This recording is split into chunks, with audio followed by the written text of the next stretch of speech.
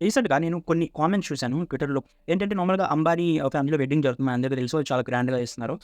దానిలో భాగంగా వాళ్ళు పూర్ పీపుల్‌కి 45 డేస్ నుంచి ఫ్రీగా ఫుడ్ అనేది ప్రొవైడ్ చేస్తున్నారు. ఇది యాక్చువల్లీ గుడ్ థింగ్. బట్ ఏంటంటే నేను చాలా నెగెటివ్ కామెంట్స్ చూసాను. అంతా మన దగ్గర నుంచి మనీ తీసేసుకొని వాళ్ళకి పెడుతున్నారు. 45 డేస్ చేస్తే ఏమొస్తుంది? లైఫ్ లాంగ్ పెట్టాలి. దానికి బదులు అందరికీ డొనేట్ చేసి ఇట్లా ఇలా డిఫరెంట్ డిఫరెంట్ కామెంట్స్ అయితే నేను చూస్తున్నాను. నాకు తెలిసి చదువుకున్న వాళ్ళు ఎవరు కూడా ఇలాంటి కామెంట్స్ అయితే పెట్టరు.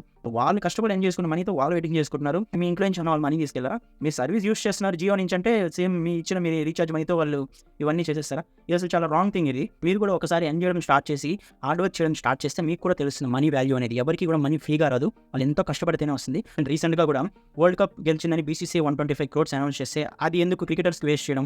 ఇండియాలో అందరికీ పంచొచ్చు కదా అంటారు. ఎందుకు పంచుతారురా బాబు? వాళ్ళు బిజినెస్ వాళ్ళు ఎర్న్ చేసిన మనీని వాళ్ళు పంచుకుంటుంటే మనం ఎవరు అడగడానికి? అది గవర్నమెంట్ చేసిందైతే మనం అడగొచ్చు. ఎందుకంటే మనం టాక్స్ పే చేస్తున్నాం, జీఎస్టీ పే చేస్తున్నాం. మనకి రైట్ ఉంది. ప్రైవేట్ ఎంటర్‌ప్రైజెస్, కంపెనీస్ చేసేప్పుడు మనం ఏంటి అడిగేది అసలు?